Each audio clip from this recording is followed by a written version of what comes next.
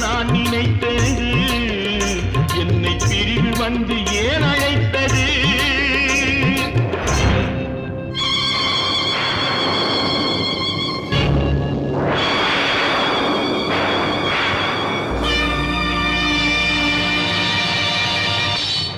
எழுதுங்கள் என் கல்லறையில் அவள் இரக்கமில்லாதவள் என்று பாடுங்கள் என் கல்லறையில் இவன் பைத்தியக்காரன் என்று கண்கள் தீட்டும் காதல் என்பது அது கண்ணில் நீரை வரவழைப்பது பெண்கள் காட்டும் அன்பு என்பது நம்மை